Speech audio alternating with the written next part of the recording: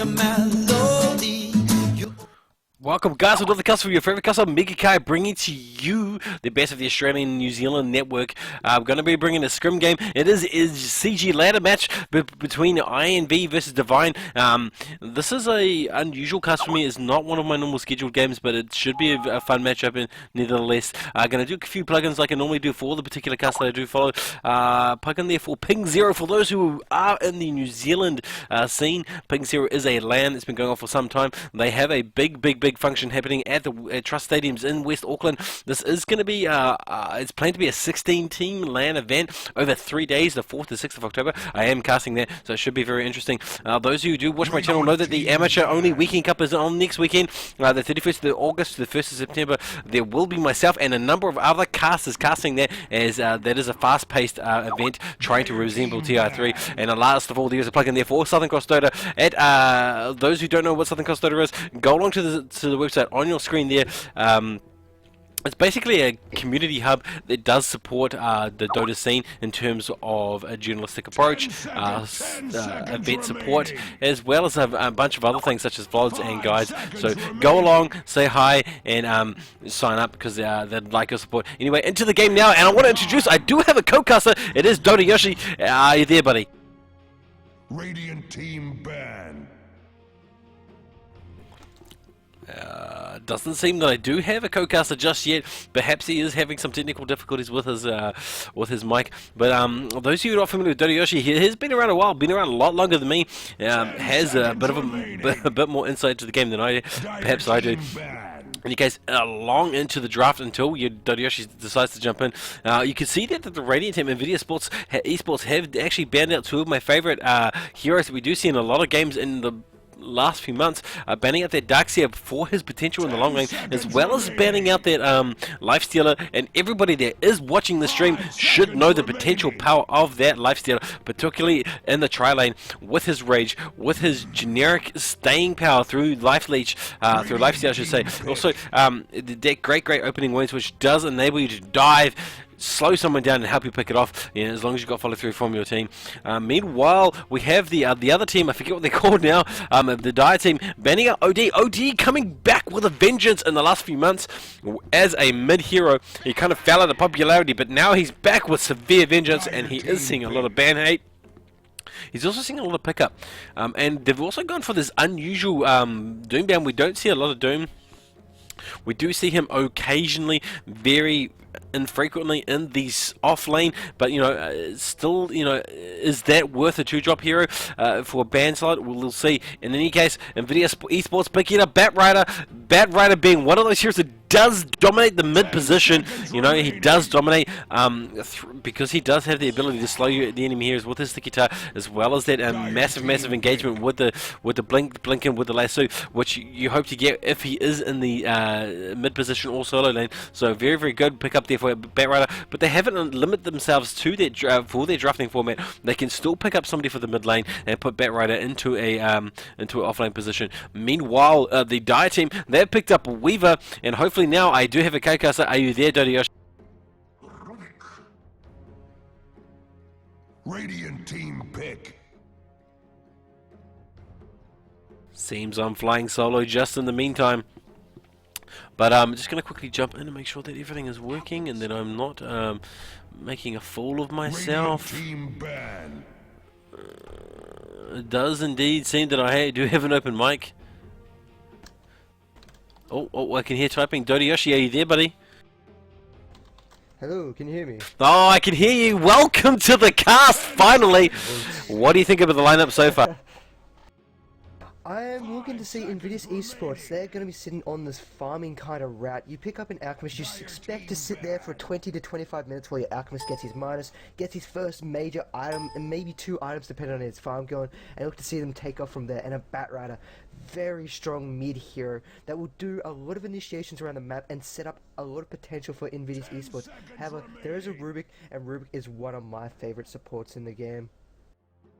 I got to agree with you there with the Bat Rider. Bat Rider, we've already covered that a little bit, but when we move on to the Alchemist, Alchemist having one of those heroes that if you leave him alone, you know you're going to pay for it later in the late game, and so it does require you to have a bit of an early game strategy to shut him down. If you leave him to the mid phase or to the late phase to sort of engage, you can be caught off guard by the fact that he can just shoot so far ahead in terms of farm, in terms of items, and also in terms of obviously levels. But at the same time, normally when you pick up an Alchemist, it does mean that you've got some reliance on your supports for probably what you consider a defensive tri lane. And it's very, very frequently do we see an Alchemist in an offensive tri lane. So this gives away one of your potential trumps. But in any case, moving along now into the second setup of bans. What do you think about these particular lineup of bans?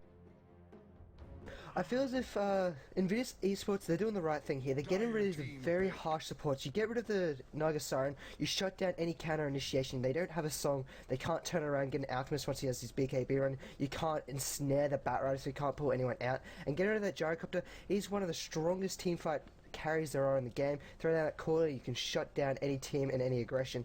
Whilst over on the side of Divine Gaming, they're going for these support heroes. They're trying to limit Nvidia's esports route that they want to go. They got rid of the Visage, and Visage is the strongest tri-laning support hero in this game. If you pick off him, it forces Nvidia's esports to go down this route. I wouldn't be too surprised if they pick up a Bane and possibly Lina to follow up in their support routes, but they are trying to limit what they don't like to go against, and I really like this by Divine Gaming. Yeah, I have to totally agree with the Visage call there. Visage coming through for the last sort of half of the year. I've got to say he has been the primary pickup for that support position, particularly in the tri lane.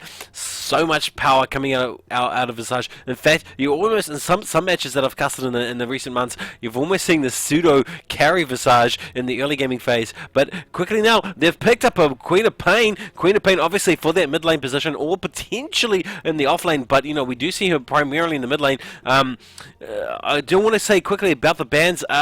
You know, Keeper of the Light falling substantially out of popularity. We don't see a lot of Keeper of the Light pickups.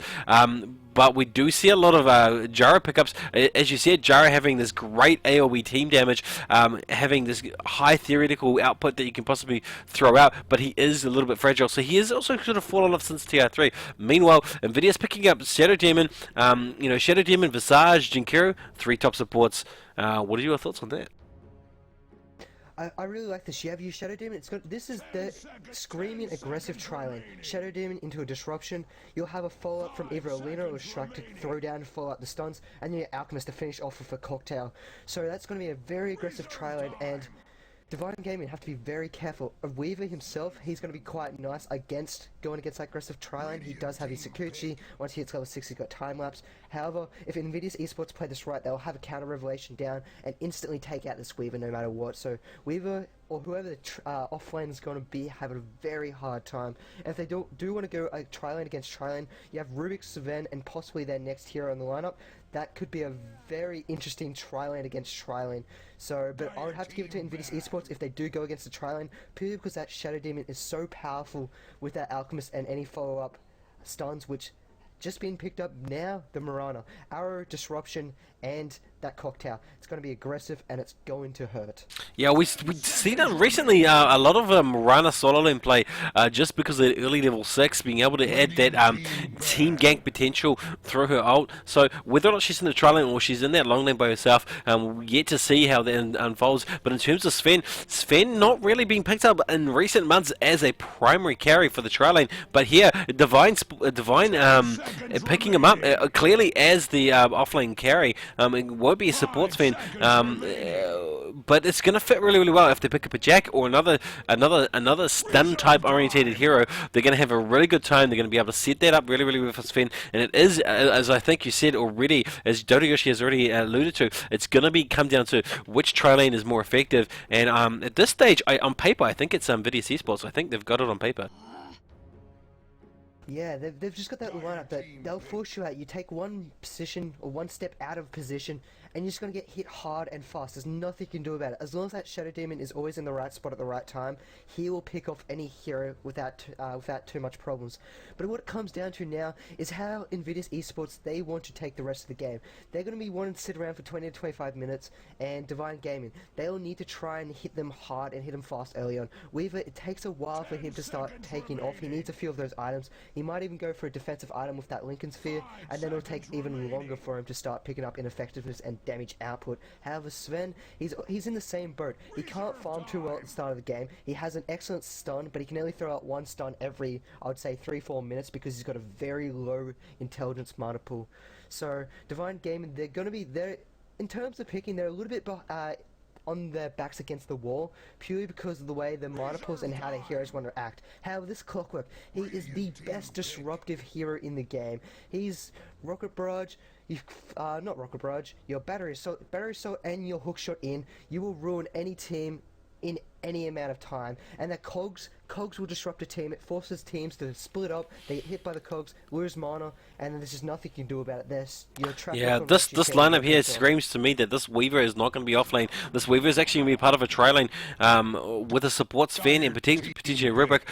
Clockwork in the long lane, because Clockwork support doesn't work very well. As you already alluded to, that hook shot, those Cogs, you need those early to an engagement. But we see an unusual pickup, an untraditional pickup in the form of the Troll Warlord there. Wow, haven't actually casted any games in the last 6 months with actually in any Troll Warlord at all. So Nvidia's going sort of off the skew. They've got this real tier 1 pickup. The last pickup, a bit of a surprise. Troll Warlord. Let's see how this unfolds. And to introduce the teams of Invidious, we do have Tyrant the Captain will be running on that Troll Ward, followed by the Alchemist will be run by Reza.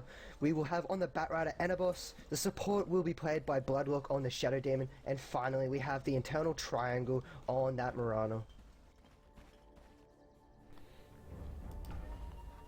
Going into the laning phase, it looks like Radiant are choosing to choose a very offensive position, going 5-man top immediately to either block out the enemy jungle or at least force an early engagement. In terms of early pickup on items, we see here that neither team has picked up Sentry Wards just yet, and neither team picking up smoke, so we're not going to see any good early smoke gank. Oh, yeah, it's going to say fail cast. They actually used that smoke while I was casting, so yeah, they are going for an early engagement. Nvidia's being very, very aggressive and looking for some first blood action right here.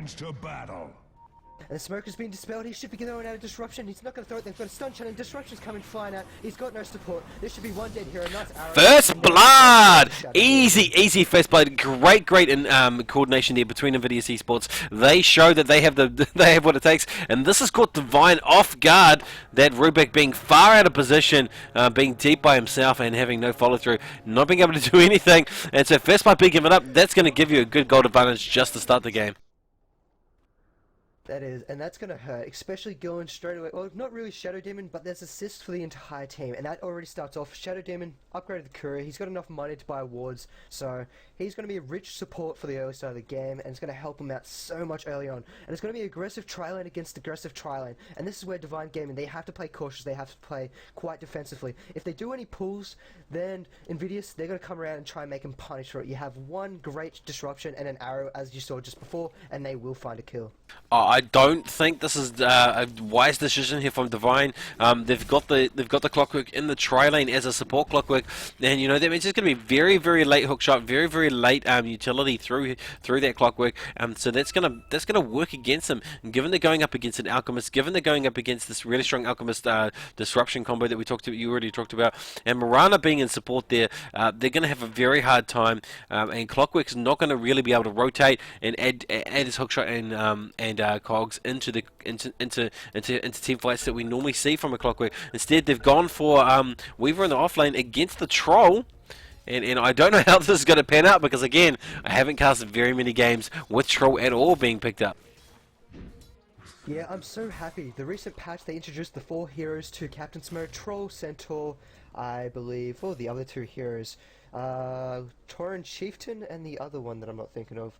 But I'm so happy that they're finally in. Give some variety to this fights. And I'm going to be scared of this Troll Lord. Troll Lord with his ult and the Alchemist when he's popped his Chemical Rage. That's going to be a lot of attack speed very early on for this Alchemist. He doesn't even need to pick up any major items and he's already going to be hitting hard and fast at the start of the game. Not to mention the rest of your side, you have your Mirana. She's got a leap. That will help boost the attack speed up of everyone around her. And it's going to be a lot of damage output coming out quite fast. So we're going to have to see some very great combination plays come out for Divine Gaming to be able to turn this back around and take the game out of Invidious's hands. Yeah, on paper, this Invidis Esports, they definitely have the upper hand with their lineup. Though we cannot forget that there's a lot of utility coming out of the Dire team in Divine. They have utility in the form of the Rubik as well as the Clockwork if he can actually get the levels. And you know, Weaver's good, and we see a disruption down immediately, followed through with a stun from the arrow and also an unstable concoction. Again, Rubik being picked off, and another great kill there for Invidis Esports. Easy pickings, no chance of escape there for Rubik. Yeah, I really do agree with you at the start of the game. I feel this isn't the right choice. They shouldn't be trying to go aggressive trialing against aggressive trialing at the moment. They should try and rotate this out, maybe even leave the Clockwork here, bring the Weaver up here alone, and leave him up here, and force Invidis Esports to go on. And again, disruption arrow into another unstable concoction. Man, we're overlapping a little bit on our casting, but this combo, how do you deal with this combo? Divine on the back foot, being one-sided at the moment because of all that lockdown. Man, so much lockdown.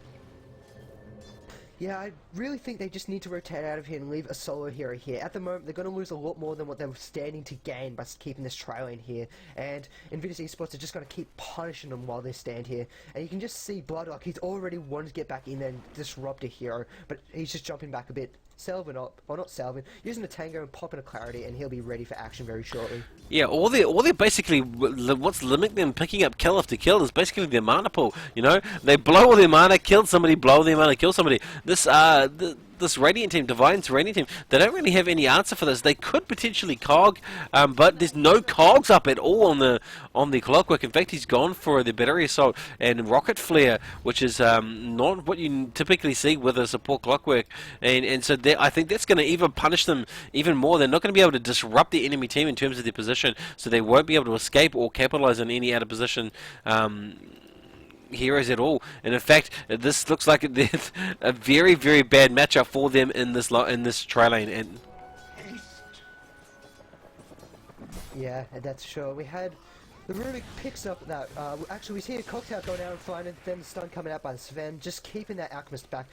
Unfortunately for Invidis, they had their two supports rotating in the river. They were going to check on that rune, but so they were out of position. They weren't able to capitalize on that out of position heroes of Divine Gaming there. But Divine Gaming, they're going to be happy with that, and they're just going to continue to play defensively. In mid lane, however, we have the Batrider. He is currently leading 14 for 8 against Queen of Pain's 4 for 4.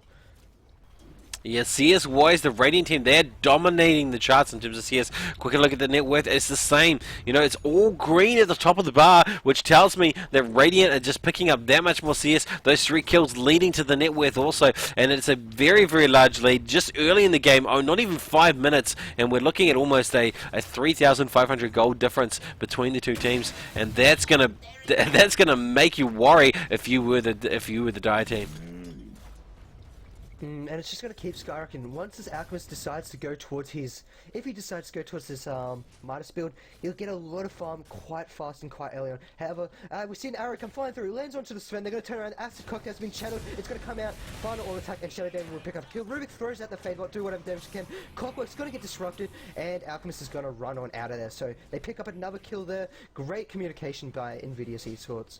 Yeah, again showing the lack of cogs coming out of Clockwork. There could have been potentially a save, if not a secured kill through the form of Clockwork, but Clockwork not picking up any levels in cogs, and that means they could just happily walk out of that engagement, which is exactly what they did. And after picking up their kill, and there's again no answer here from the Dire team. A bit of a misplay, and also I think a bit of a build error here by a number of the heroes.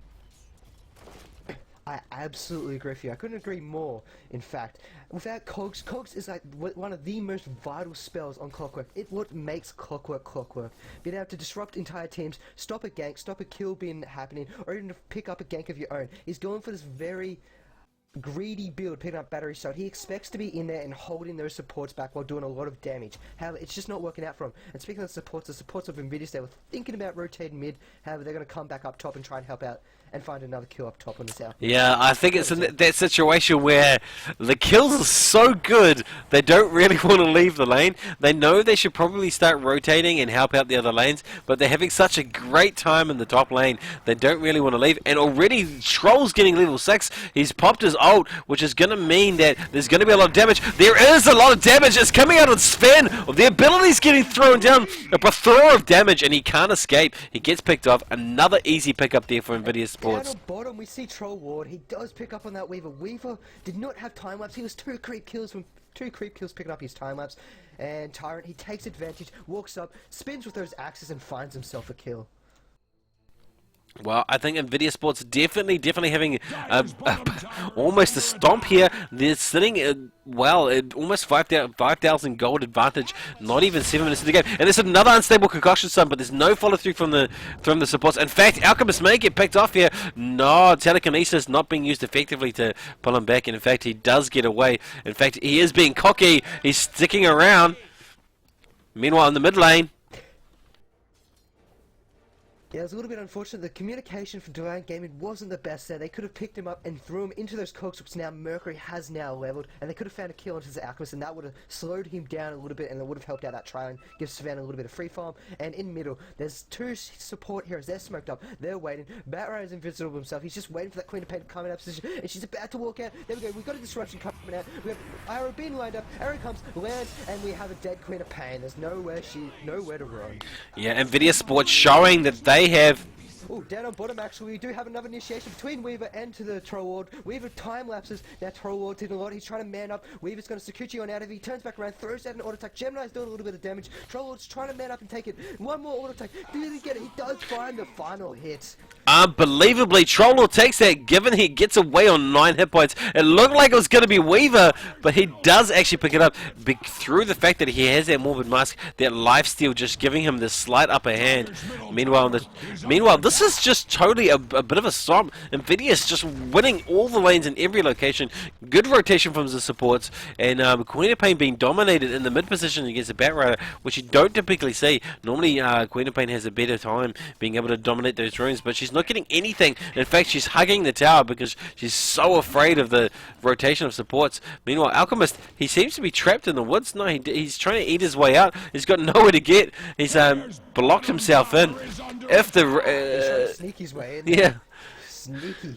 He's going greedy here. He's waiting for his supports to rotate up, which they are about to at the moment, and then they're going to start trying to be aggressive on top of this tier 1 tower. And I really like this play, but it's really aggressive. He's now been spotted out, but there's no initiation coming from Divine Gaming. They're afraid. They're afraid he's so aggressive that they did have supports coming in, which they are now on their way.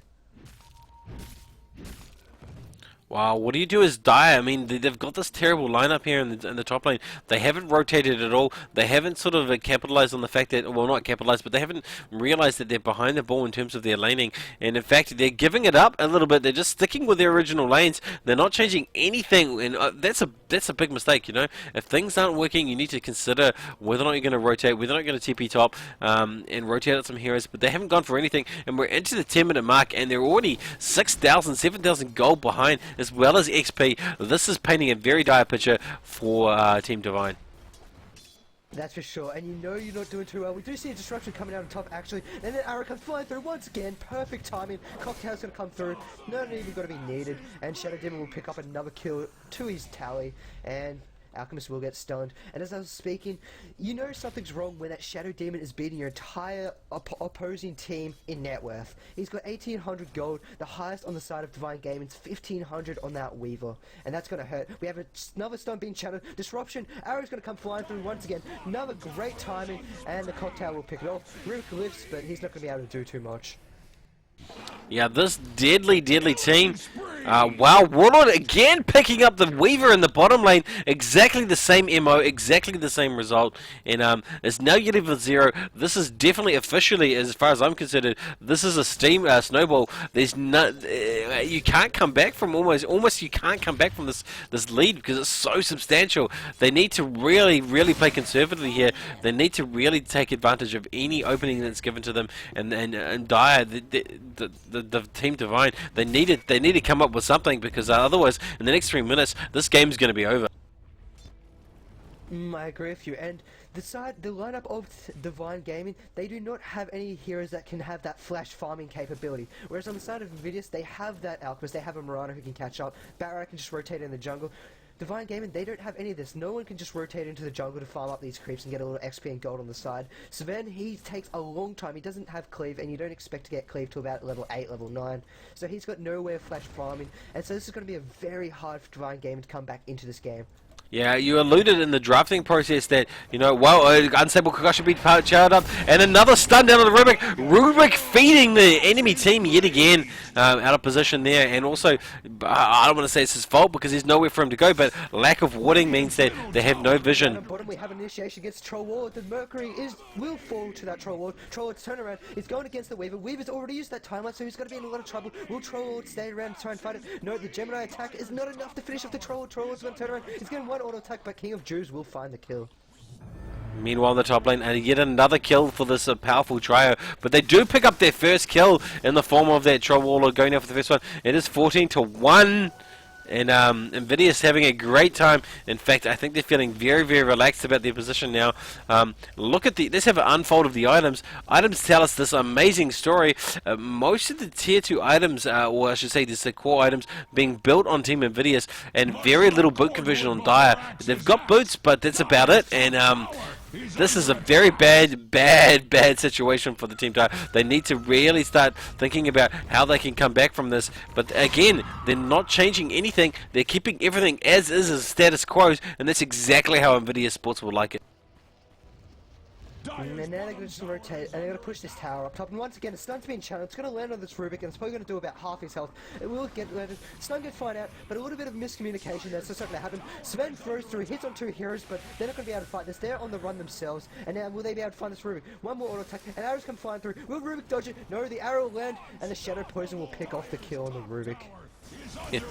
Another pick up, and we have a Batright lasso. They're coming through. Cancel TP. He wants to throw the stun out, but can he get away? He's searching for the high ground, but he can't get away. And it's another pick off there. It's now 16-1 in the favor of Nvidia Esports, and this is officially a snowball. They can't even come back from this. In fact, they're diving the kills between the tier 1 and tier 2, which paints a picture that they're so confident they're not even worrying about going for the tower. Dire's top tower. And there's no reason. We have a hookshot come flying through onto Reza, and Will Mercury getting first kill. He does pick up a kill of his own now, and King of Jersey does get a little bit of assist, so that's going to help him out to try and catch up a little bit. He's picked up a band of Elfskin, so he's not going to go any further from there, to be honest. He's not getting the farm, and now bottom tower will fall to that Troll Warlord. Yeah, this Invidious lineup has so much potential now, you know. They have everything in place. They have the Alchemist for the late game. They have the Troll Warlord as well as the Mirana for the mid phase, if they chose to. The arrow lands in the middle onto Cripster, and then doesn't have lasso available, but they don't need it. They've got more than enough damage to burst down that Queen of Pain. Yeah, in fact, she's gone for an early Starstorm in her levels, Mirana that is, which is going to give her this great potential to be able to help pick off lone heroes who are all on their own, and instead of the high level of arrows, because, you know, sometimes picking up those high level arrows isn't going to work in your favor. Well, Unstable Kakashi goes down, but it does land, but there's no kill because there's no vision.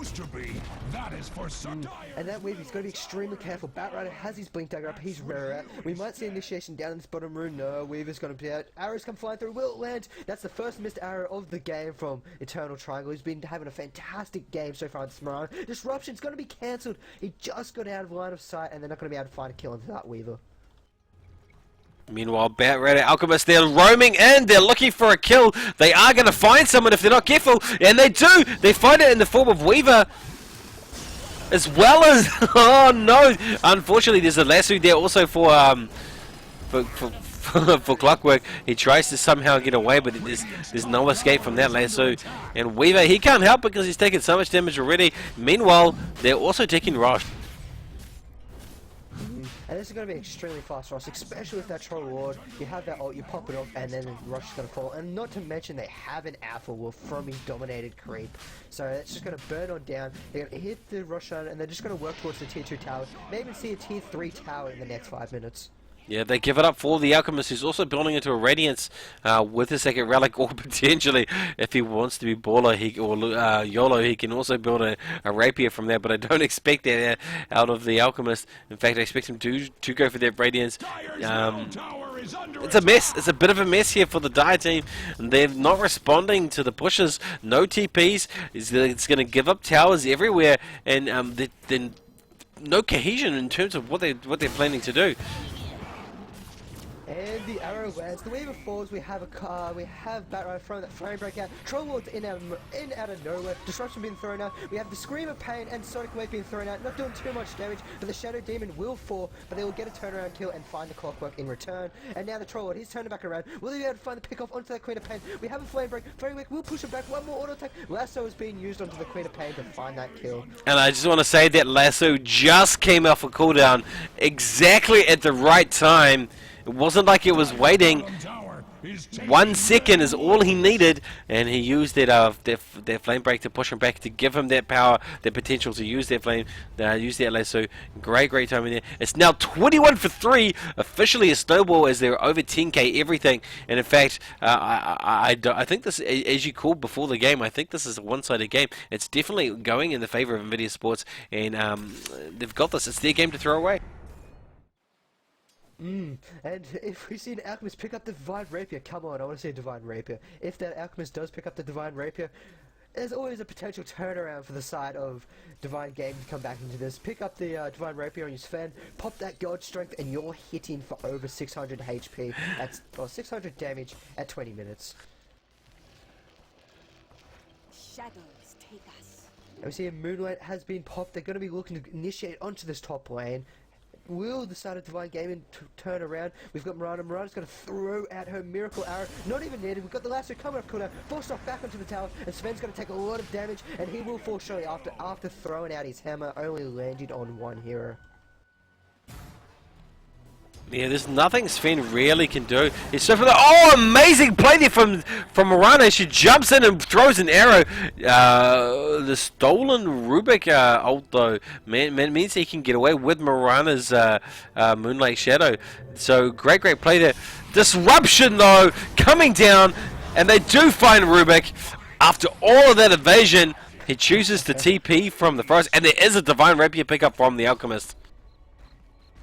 It's a little bit unfortunate for the Rubik. He just went back and NVIDIA's protected correctly. They're going to be turned on to Mercury. Mercury's going to take a little bit of damage. Will they want to dive in the tower? Flame Break will push him back, and they should easily find another kill into this Mercury. He's going to throw out the Rocket Barrage, but that's not going to be able to do too much.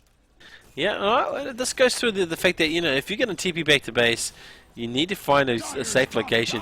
Just because you got invisibility and you got to wait doesn't mean you're in a safe location. You know, duking around the tree somewhere to TP from, that's where you want to be. Rubik obviously doesn't know that because he's been picked off as a result. But, you know, this Alchemist, he's now going to snowball out of control. He's 9k. That's almost, what, 6k lead in net worth? In fact, it's all Radiant. The entire side of the Divine Gaming.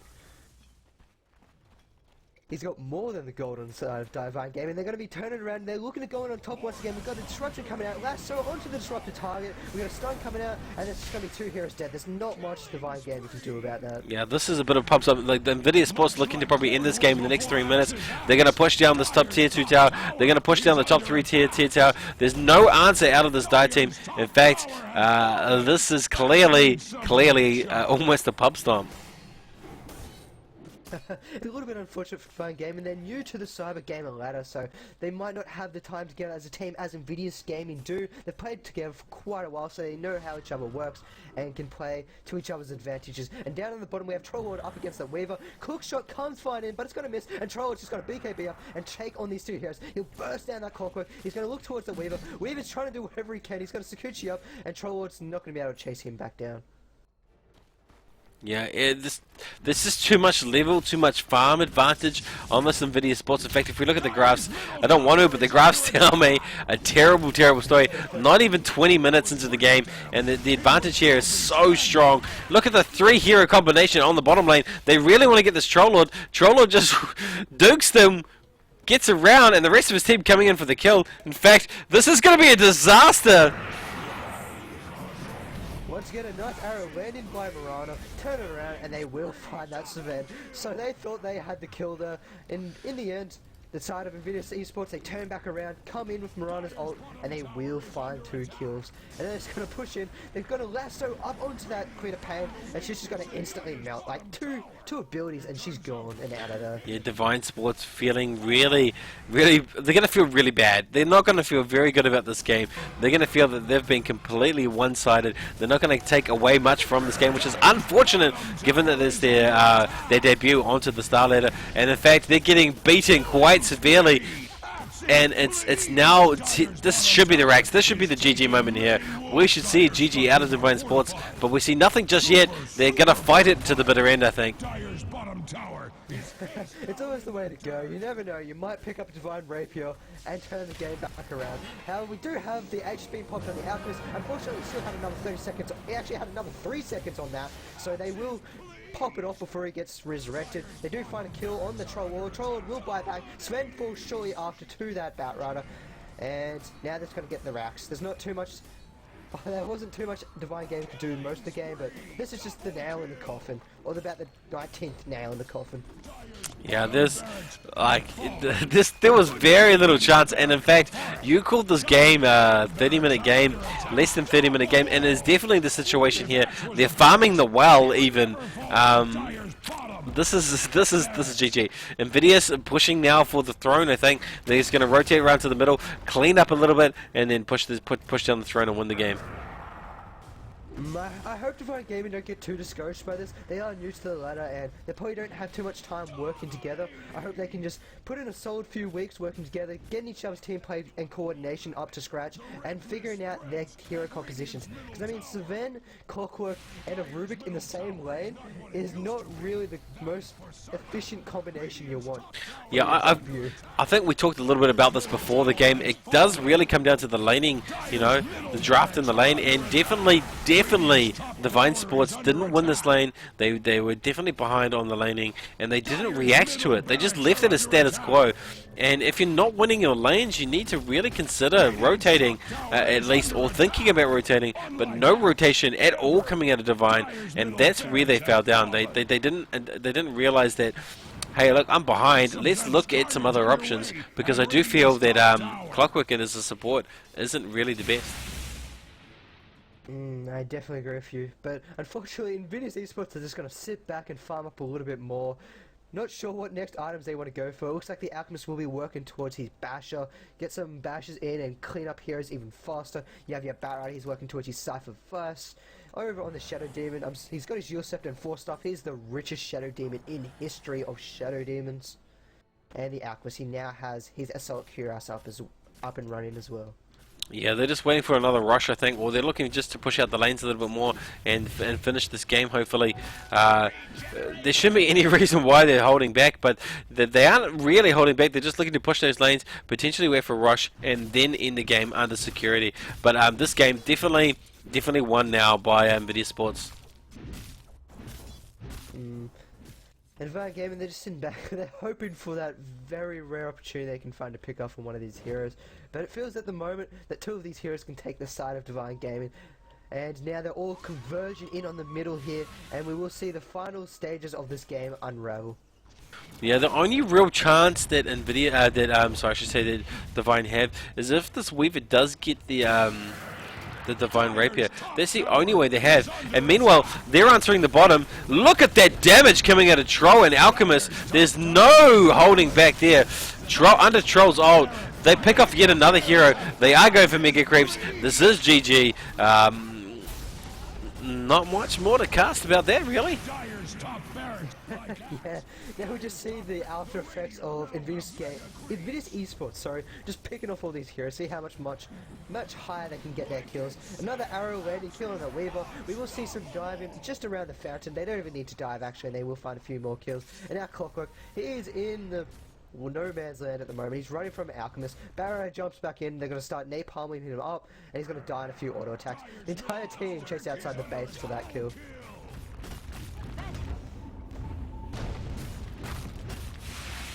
Yeah, we can see the potential of this Troll Warlord with Alchemist. You know, this is a good pickup. I do think that this works well.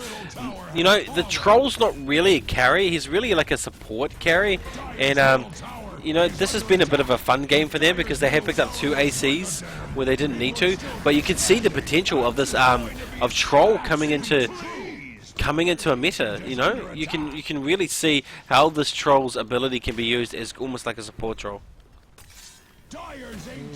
And that's what I really love about these new heroes coming in the pool. It opens up a lot more utility to these sides. You have your Centaur, Ward, he's got a global speed boost himself, he's got a great stunt and his double-edged blade's fantastic. You have your Torrid Chieftain, he'll work towards more AoE synergy teams and can become very effective early on once he hits level 6. His ult's pretty much one of the best ults in the game.